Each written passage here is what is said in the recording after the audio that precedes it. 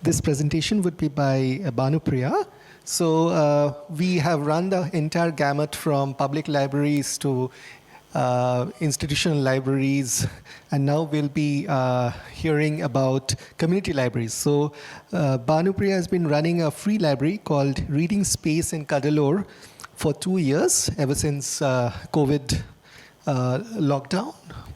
And she started off being a reader who then turned this passion into her life work, and has had a very rare experience of running a community library for several years now. So we'll be getting to see a very different librarian experience from her. So without further ado, Banu. I'm not a library science professional, or again, I'm not part of any academic or public libraries. So I'm here to speak about Free Libraries Network. Free Libraries Network is a part of a collective of more than 200 community libraries, library activists and researchers across the country. So these are libraries in different cities, towns, or remote villages in different states of the country. So we believe in the right to read, and reading is for all. So all our libraries have equal access for everyone. And when we say free libraries, we offer free membership. There's zero deposits, there's no late return or a lost or a damaged book.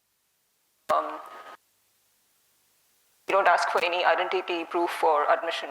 It's completely free, and it's also inclusive, meaning we welcome readers of all caste, religion, gender, sexuality, ability, or culture. So it's free from discrimination as well. When I say Free Libraries Network, it's a network. The network does not run or fund these libraries. We share resources. We share best practices. All these libraries, these 200 plus libraries, they run on different models. For example, most of them are community spaces, while some are mobile libraries. For example, people take books to childcare institutions in Mumbai. For example, I run a free library in Cuddalore. So I take books to different schools, like 4 different schools, 3 government and 1 low budget school in Cuddalore. So these are like weekly library sessions for their children. So I read aloud from a picture book, and I also carry around 100 books for children, so they can browse, choose books that they like to read at home. So these are like regular sessions that are happening in different schools. Most of these libraries, irrespective of our models, so we take books closer to our readers, so books that they otherwise would not have access to. For example, the schools that I go to, it could be a low-budget school, they don't have a rich library collection. The books that they have are mostly donated books, mostly Western or popular titles, books not based on the readers' reading levels or interest. So basically, someone donated because they didn't want them. So they does not necessarily suit the reader's interest or levels. A teacher in government school, she shared that her school head gave her 5,000 rupees to buy books for that academic year for more than 150 children in a primary school. So basically, they have 5,000 rupees to buy books for more than 150 children. So what the teachers did was, they split the money among different grades. So each grade has 1,000 rupees. So I don't think they can buy a great number of books for that money, that much. Maybe 10 or 20 books. Sometimes one book costs 1,000 rupees. So we believe that any reader should have a great number of books or a great variety of books to explore.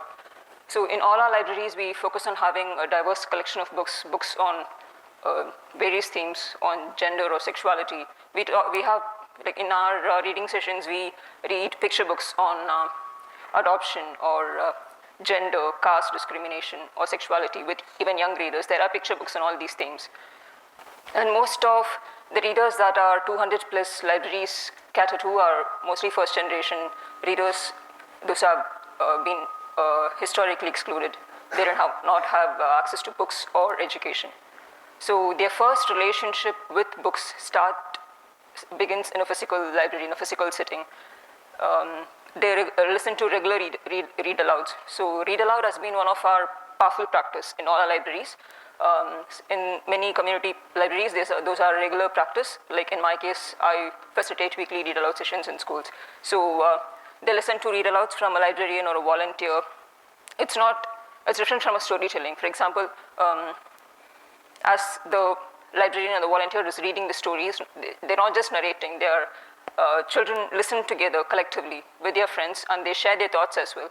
They listen to what their friends might have to say. It's not just one person telling a story.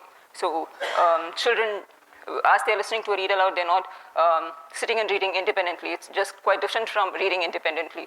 They share the space, they listen to the read aloud with their friends. And we found this to be a very powerful practice, especially for beginner readers, like when they're introduced to books. So they enjoy listening together with children. This collective reading has been so powerful in most of our libraries, where they share what they thought about the book. So they they look at the book with their friends, they browse, they flip through the different pages, they explore the space itself. So this is from one of the schools that I go to, and that's a community library in Delhi. So even it's not just for children, even adults enjoy listening to read-alouds. And some of the other programs that libraries offer are reading fluency or adult literacy programs as well. And this morning someone asked about books for children with disabilities. There are books for children with print disabilities especially. There's a library called Kshetra Trust right here in Koturpuram. They create books for children with disabilities. I have the book here. So basically, children with print disabilities, they can touch the book. So it's tactile, they can feel the book. Also for readers with hearing disabilities, they create such books. And some of the libraries offer other programs as well. So when other speakers were mentioning about community outreach or community involvement, so there's art or theater workshops, or there's workshop on constitutional rights for women and young girls. This is a picture of a library in Assam. They offer, most of them are college-going members, so they offer academic writing workshop. And there's a theater performance happening in another library in Delhi. They also offer, for the college-going, or their members who have just finished school, they also offer college admission support. So because these are information that they wouldn't get outside easily, so they know they can go ask for help to their librarian. This was a program that's organized in a community library in Delhi, where professors from a college spoke to the members about the admission process, about all the exam preparation process and all the details. So they don't have to do this or go through this alone. They know where to get help. They can do this with their friends. This is a library read aloud happening in a park. So they're basically people who are working in a park, so they get to listen to a story for a short while. And this picture is of this is from Ahad, a village in Amravati district in Maharashtra. So the librarian, basically the village has a population of around 400 people. And the librarian who runs it, Shanti, she's the first postgraduate person from that village. The village has a government school, which is Marathi-run school, but most of the people, they speak, it's a tribal community called Korku. The language, they speak Korku language as well. And the second language that they're most familiar with is Hindi. But the government school is a Marathi medium school. She runs this library from her home right now. So mornings, the sessions happen in her library. And in the evening, she basically takes books and sets up pop-up libraries in different lanes. So people in the village can also access. Now, I think this year they're also trying to get help from the Gram Panchayat, so they can have an independent space for the library itself.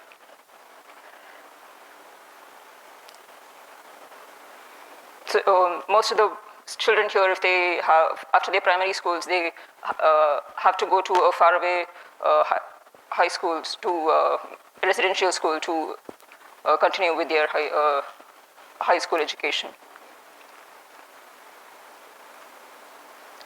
This is a library in Assam where a member of the parliament visited the library, so they could interact with queer community members of the library, and they could discuss different issues concerning the library.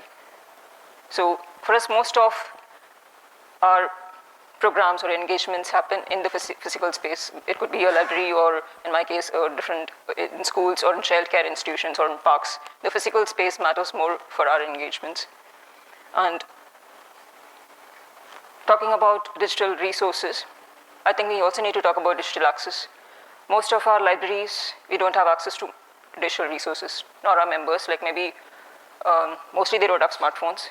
Even if they do have, maybe the adult member has a phone, and if they're away, the children don't have access to the phones. So especially during the COVID, it was quite challenging. Like some of the libraries tried organizing online programs. It was very difficult for children to sit through an online session. It's not like they have separate rooms in their houses. Maybe as they're listening to a read aloud, someone's calling them, or there are 2 or 3 siblings in the house, they have to share one phone. So when we're talking about digital resources, I think we need to constantly talk about access as well. So for us, this has been quite challenging for most of our libraries and our readers.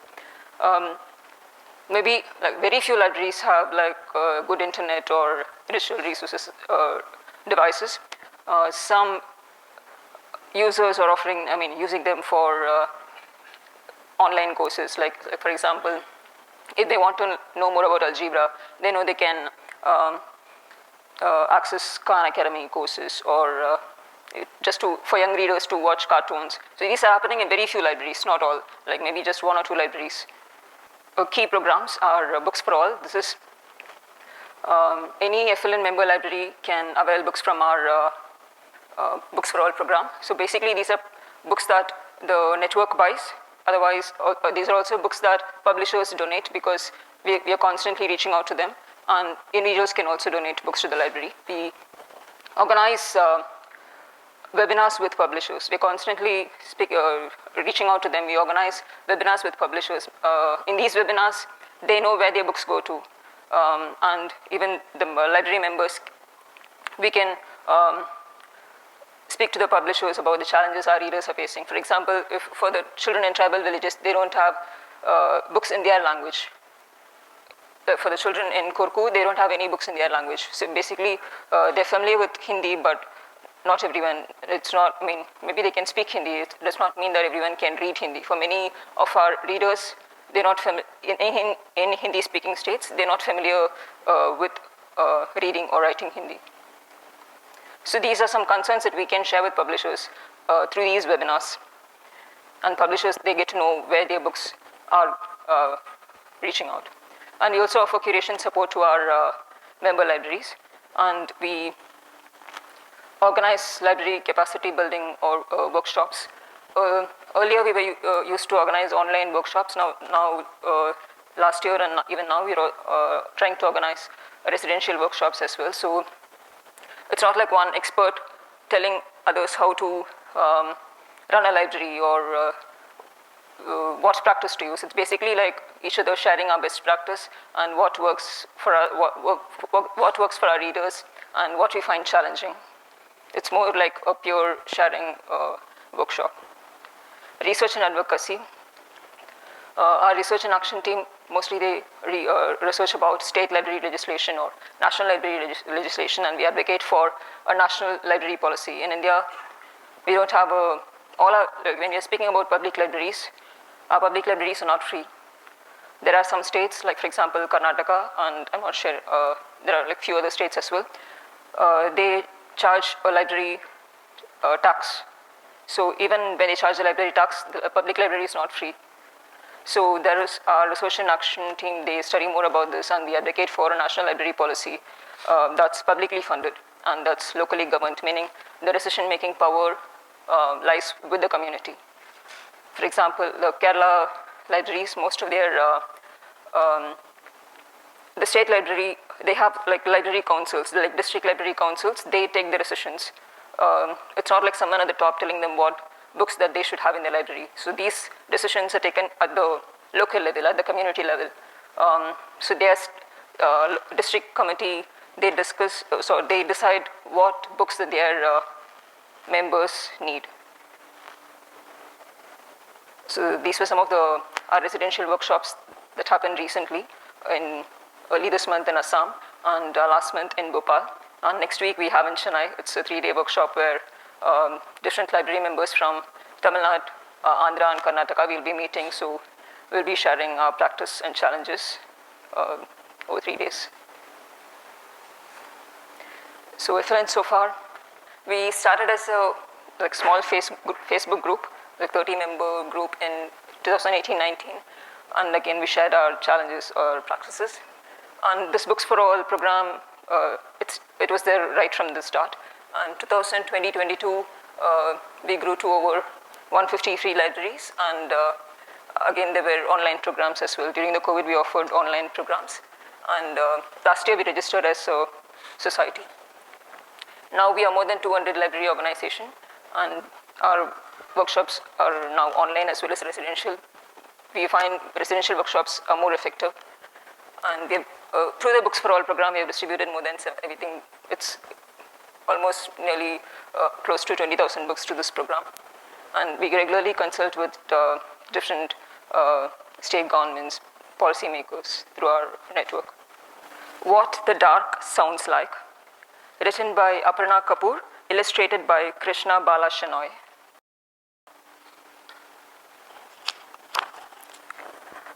I wanted to know what the dark sounds like, so I listened to a night. What does dark mean to you? Like, I'm asking you, what does dark mean to you? Absence of light. Black. Sorry? Fear. Okay. I wanted to know what the dark sounds like, so I listened to a night. One dog barking and a lot of quiet. I wanted to know what wonder feels like, so I touched a tree. What does wonder mean to you?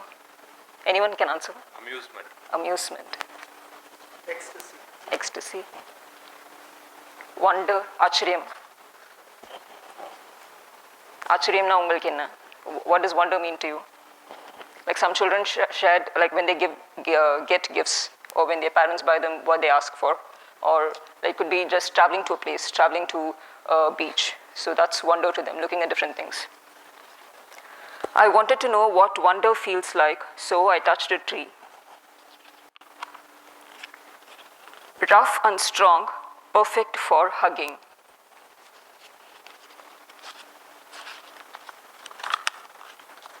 I wanted to know what love smells like. What does love mean to you? Anyone? Good feeling. Good feeling. Love. Like my mother. Mother. Sorry? Care. Care. Smell of Mysore sandal soap. Okay. It also means confidence. Confidence. Some children shared when my parents hug or fondle me. When my brother, who usually fights with me, but he cares for me when I injure, so I feel love then. Love is when my friends hold my hand. It's when my sister hugs me. So love is when my parents, when my mother and father, they don't fight. That's love to me. I wanted to know what love smells like. That one was easy. Cake, and the one who bakes it.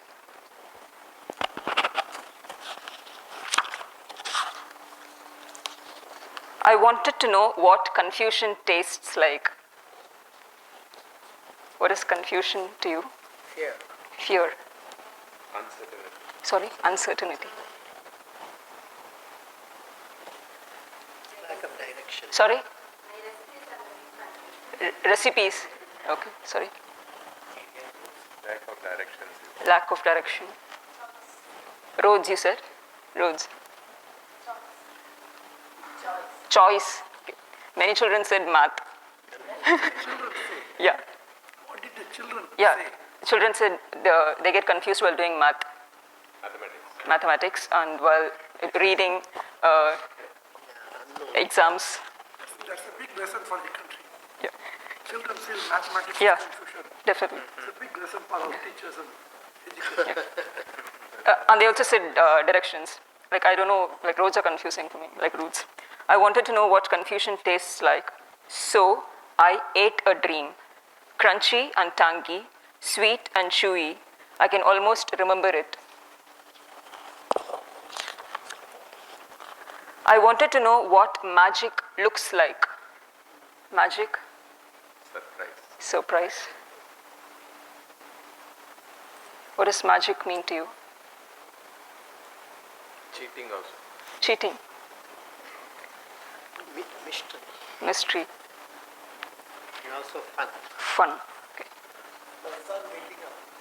That's magic? Really? Okay.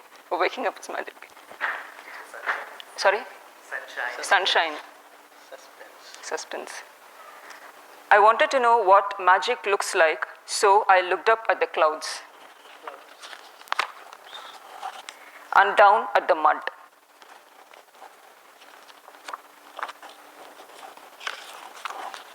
Magic was all around me.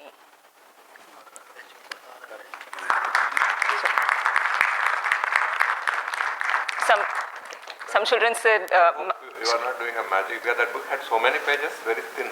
no, yeah. I hope you didn't do a magic. No. No, I read everything. Yeah. For them, magic to them was like playing with your ID card, and they showed me like playing with your hands. Like they do something. It's magic. They said this is magic to us. And again, someone said a pigeon laying eggs and looking at the moon. So these were some things that children shared.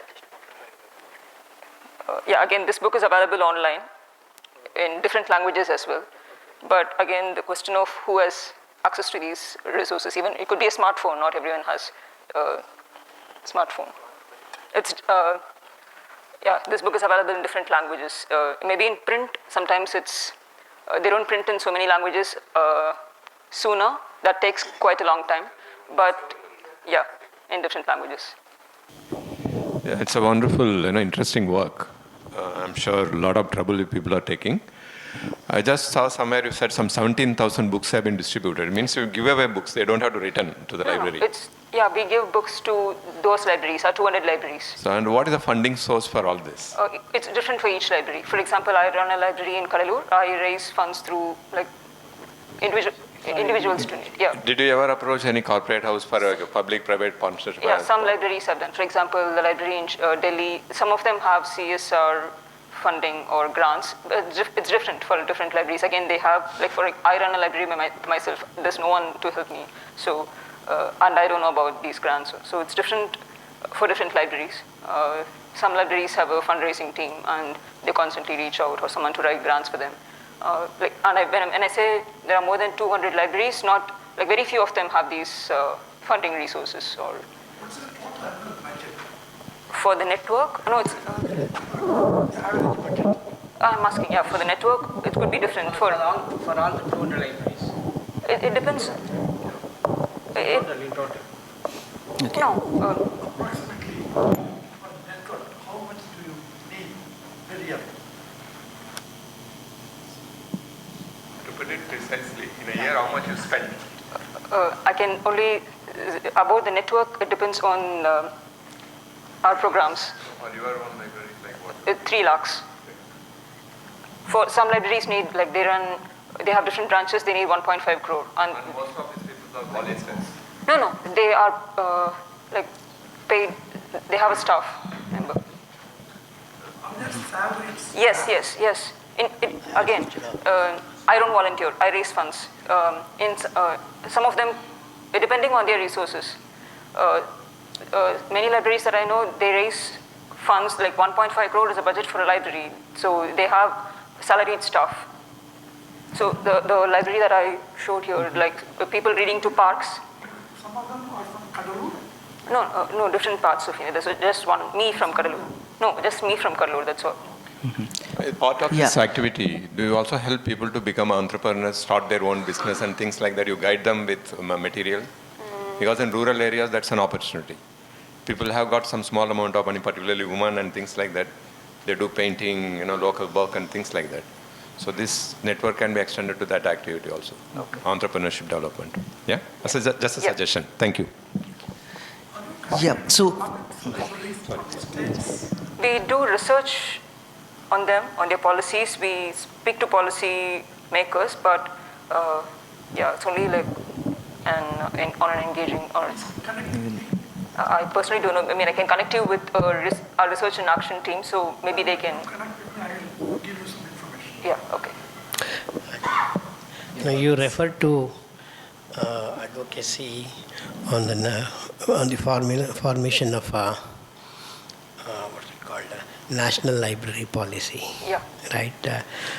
A few years ago, and there was a committee set up by the Culture Ministry, and the committee gave a draft report, and the draft report has still remained a draft report. Yeah.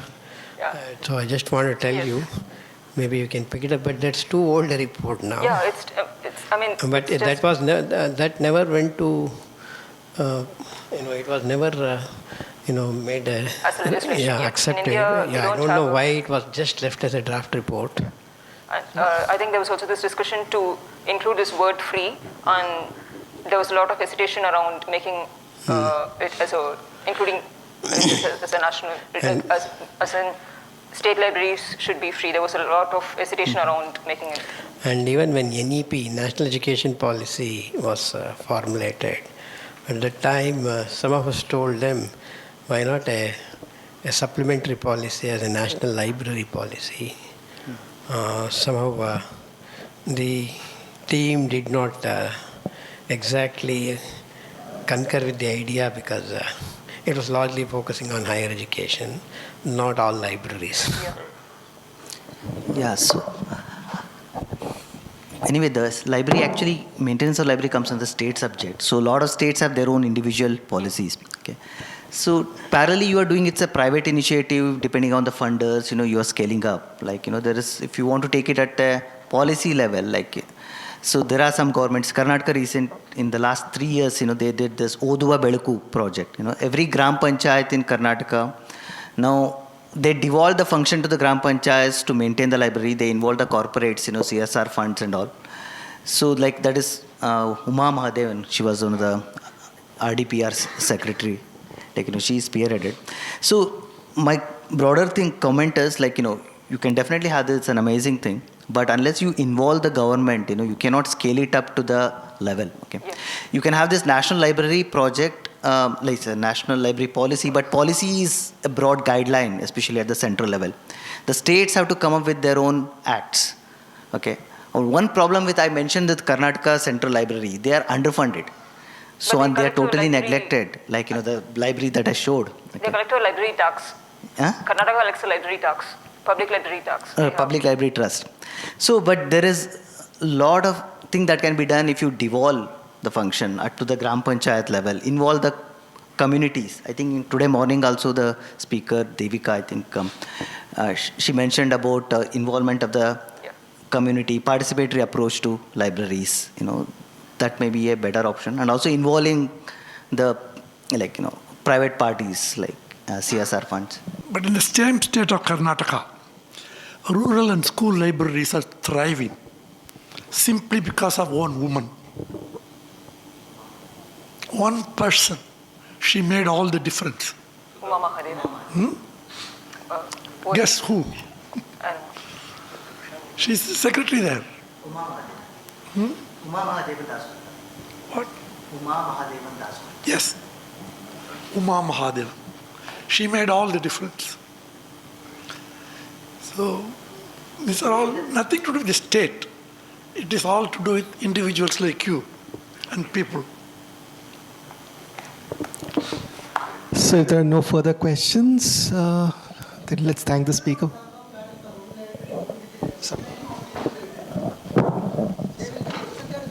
Study materials up to school level. Now they are introducing next year onwards for government and government aided colleges one library, one nation, one digital library. That program is called like that. That will be implemented for the higher education side. Slowly he will go down to the schools also for the e-books, online resources, and extended to the private engineering college level also and colleges also.